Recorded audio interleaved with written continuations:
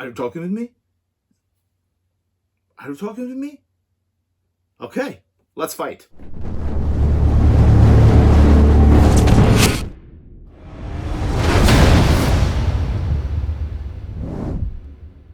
Welcome back on the NBN channel. In this week's episode, as I promised you in my last video, we will discover the Dungeon Tales combat system and a little bit of the magic. Yes, I don't want to waste time. I don't want to, make a very long video, so let's stop talking and jump in the fight. In the previous episode, we left Yorick, a first-level mercenary dwarf, exploring his first dungeon. Thanks to the light of his torch, Yorick had spotted a double door apparently locked. By successfully passing an attribute test, Yorick had forced the lock, opening the door to a new, unexplored environment. The double door opens to a large, dark, dirty room. Yorick immediately noticed a large, overturned table in the center of the room, a pile of musty old barrels stacked in one corner, and on the opposite side an interesting pile of crates and trunks. Perhaps there is something of value there in the middle, perhaps a forgotten treasure. Yorick decided to enter the room using one of his 5 available action points. As a reminder, to keep track of your available action points, the use of 6-sided dice to place next to your miniatures is very helpful indeed.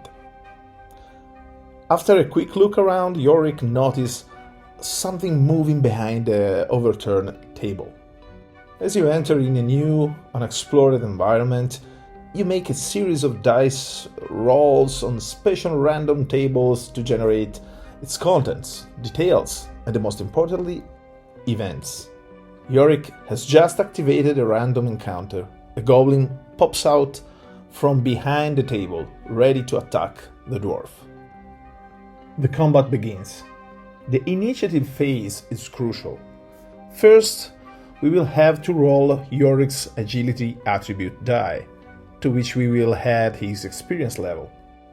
In the solo and cooperative mode, we will use the action die for opponents. In the classic mode, it will be the Tailmaster who decides whether to use the action die or the creature's agility attribute die. Once you have obtained the initiative values of each character and enemy involved in the encounter, in the combat, we will order them in descending order, thus starting from the highest value to the lowest. This is called initiative order. The dwarf spends another of his action points going from 5 to 4 to approach the enemy and attack him.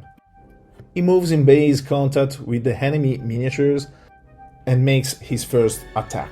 To make a melee attack, Yorick will use his Vigor dice, to which we will add the bonus of the weapon wielded and his experience level. The dwarf rolled his d12, getting 11 as a result, to which he will add +4 as a weapon bonus and +1 for his experience level. An excellent first attack. In the case of ranged attacks, those with ranged weapons such as bows, crossbows, slingshots, etc., Yorick would use the agility die instead, the vigor die. After the first attack, Yorick goes from 3 to 2 action points.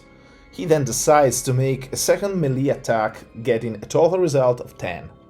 Now, his remaining action points are reduced to 1.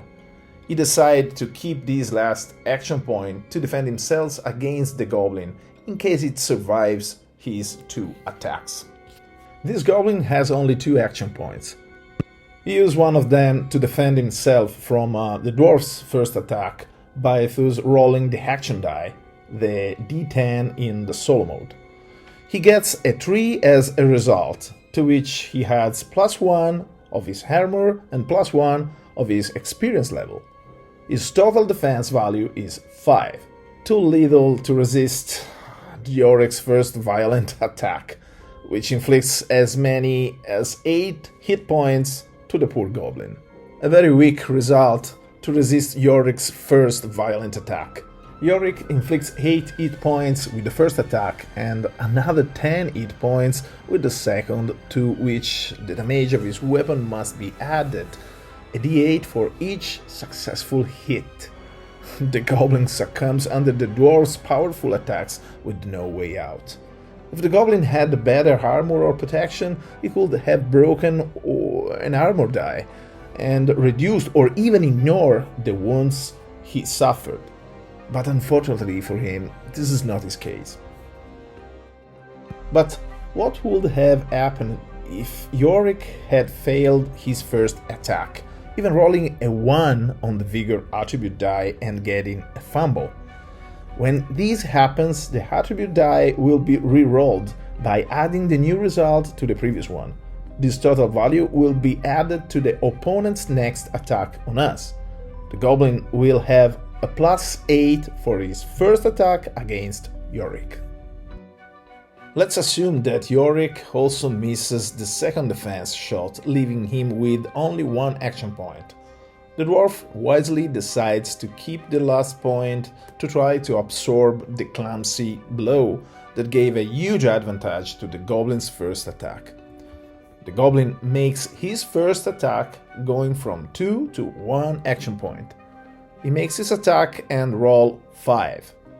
By adding +8 of Yorick's fumble and +1 of the weapon bonus, the goblins get 14 as attack value. Let's see how Yorick defends himself from this attack. Our dwarf has an agility value of 14, which gives him the use of the d12 as an attribute die. Roll the dice and get 6. He adds +3 for the armor bonus, +1 for the helmet bonus, and +1 for the experience level, giving him a defense value of 11. Subtracting 11 of Yorick's defense from 14 of the goblin's attack, the dwarf suffers 3 hit points. Yorick could decide to break one of his 2 armor dice, one for the armor and one for the shield, to ignore the ones suffered, but these will damage his defense for any subsequent attacks. When an armor die is broken, we can repair it in a safe camp thanks to special equipment or by using an ally capable of repairing weapons and armor for us. In the big cities, in villages, in the world, we will find blacksmiths or craftsmen ready to help us in exchange for money and favors. The level of mortality in Dungeon Tales is quite high, which is why in the complete game manual you will find numerous tactical actions that will help you build your best attack and defense strategy. Actions such as charging an opponent, attacking from behind, pushing, lifting, and even standing in guard to prevent any dirt attacks. Combat in Dungeon Tales can be extremely detailed, but also quick and immediate. It all depends on the level of complexity you want to play, thanks to the use or not of some optional and modular game rules. Obviously, the game mechanics do not change when you add other characters, allies, and enemies to a battle. Following the order of initiative and keeping track of the action points available to each element involved in the combat will make all the combat quick and intuitive. This is a great time, to me, to talk a little bit about magic in combat. A little advice regarding action points. Using different colored dice to keep track of the action points available for each fighter or group of fighters is a great idea. It will make the use of action points more intuitive and immediate. Ulgrim van Morden is a first-level human sorcerer. Ulgrim doesn't have much experience, but he has a decent number of action points and an equally interesting number of power points at his disposal. Each spell has a power level ranging from 1st to 5th in the core rulebook. In theory, any character could cast any spell as long as it satisfies its cost in PowerPoint and can pass the casting difficulty test based on the level of the spell itself. Ulgrim decides to cast Xantar's Magic Arrow. An arrow of arcane energy hits a target within 18 meters, 12 squares. For each level of the sorcerer, an additional arrow is added up to a maximum of 6, but Earlgrim is a first level sorcerer, so it will have just 1 arrow. Damage inflicted is a d10. When the spell level equals the character's experience level, the difficulty level need to cast the spell is normal 10+. Earlgrim rolls a d12 intellect attribute die, getting a 12, a critical success. Rerolls the die, adding a 10 to the previous result. Earlgrim adds the experience level, getting a total value of 23. Xantar's magic arrow shoots straight towards its target. There are no obstacles that can obstruct his line of sight along the trajectory. The magic arrow hits the goblin violently, leaving him with only 1 hit point.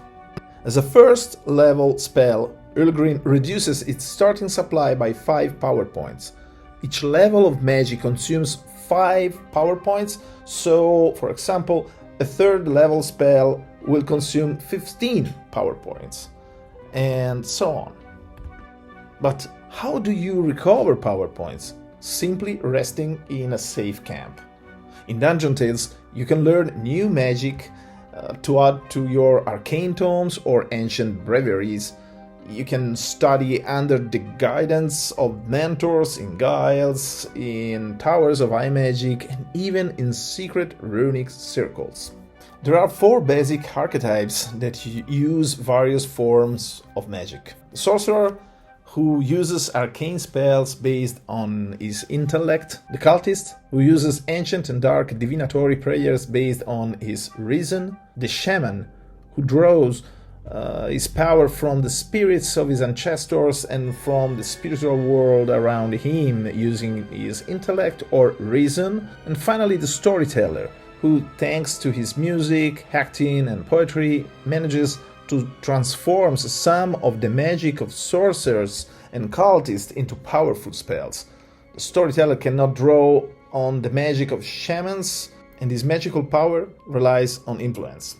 I really hope that you enjoyed the video. These kind of projects that in some ways a kind of craft, they're very complicated, they're very long, they're very, complicated. So they required a lot of my time, and I'm doing my best. So yes, I'll be back to my crafting tutorial really soon, but in the meanwhile, I still want to talk just a little bit more about Dungeon Tales in the next episode. So yes, I want to thank you once again for the support. I want to thank you once again for all the messages and positive vibes that you send me through the social media. I would like to invite you to download the free copy of the PDF, of the Quick Starter PDF, in the box description below, and please don't forget to subscribe, to share the link of the video and of the game with your friends, game communities, with your parties, and yes, thank you so much. I wish you a great week full of dungeon crawling, full of fun with your family and friends, and I see you in the next. Ciao!